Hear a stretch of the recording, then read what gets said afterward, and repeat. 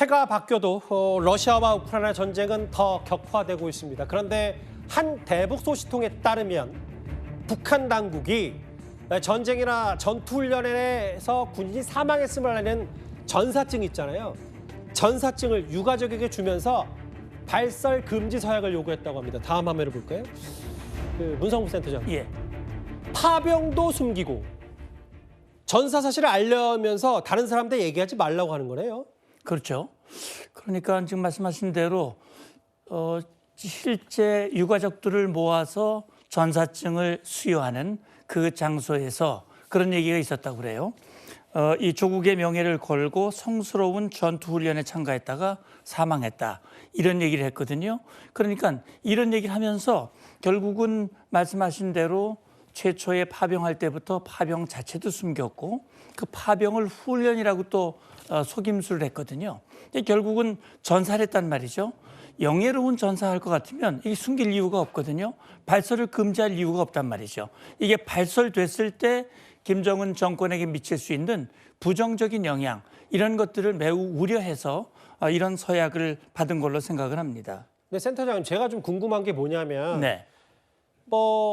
애초 파병 때 한 250만 원 상당의 돈을 북한 당국이 챙긴다고 했고 한 명당 월에.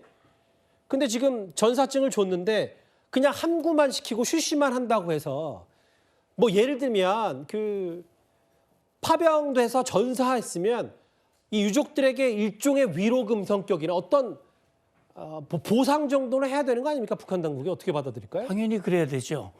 예를 들어서 러시아 같은 경우는 전사를 할 경우 일정 금액의 위로금을 주는 걸로 알고 있습니다. 물론 예. 뭐 케이스에 따라 다르겠습니다만 그렇기 때문에 지금 파병된 인원의 뭐 전투 참가 수당 말씀하신 것 같은데 예. 수당뿐만이 아니라 아마 러시아와 북한군 간에 만약에 전사했을 경우 일정한 위로금을 러시아 측에서 배정했을 가능성이 좀 있다고 보거든요. 예. 그렇다면 그것은 당연히 유족들에게 위로금이 가야 될 텐데 아예 사망 자체, 이 사실 자체를 발설하지 말라고 그랬기 때문에 위로금 준다는 것도 그것도 그렇다만 준다면 발설하지 말아야 되는데 아마 그런 고민이 지금 김정은에게 있는 것 같습니다. 이렇게 뭐 파병 자체도 알리지 않고 전사자에게 아예 발설 금지령까지 내렸는데 근데 대외적으로 이런 얘기를 했어요. 2025년 위대한 승리를 이룩하는 21세기 전승 원년이 될 거다. 야, 이 정도면은 북한과 러시아의 관계 이거 뭐 공화국 무력 장병으로 거의 뭐 새 러브콜 정도 수준이네요. 예, 그러니까요. 뭐 이른바 동맹 조약을 이미 체결을 했고 이 상당한 무기와 장비를 지원했을 뿐만 아니라 지금 파병 11,000명이 넘는 인원들이 현장에서 목숨을 잃고 있는 상황입니다.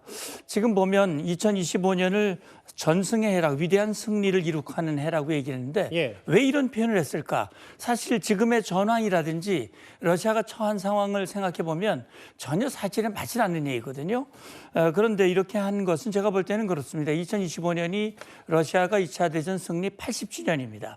그리고 트럼프가 취임을 하게 되면 우크라이나에 대한 지원이 중단될 것이다. 예. 그렇다면 푸틴이 이기는 것은 뭐 당연한 공식이다.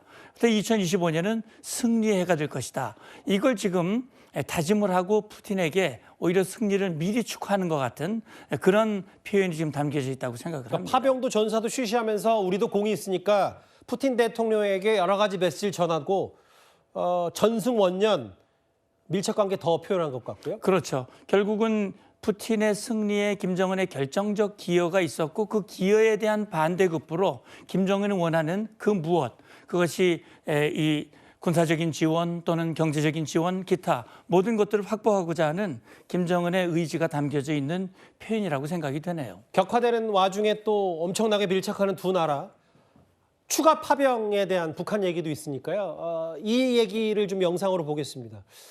지금 어쨌든 새해가 밝았고 러시아와 우크라이나도 전쟁 포로를 교환하고 있는데 허주연 변호사님 우크라이나 군인이 풀려나는 모습, 영상까지 우크라이나 당국이 공개한 모양이에요. 그렇습니다. 아랍에미레이트의 중재로 우크라이나 포로는 지금 189명이 풀려난 상황이고요. 그리고 러시아 포로는 150명이 벨라루스에서 러시아 본토로 귀국을 했습니다.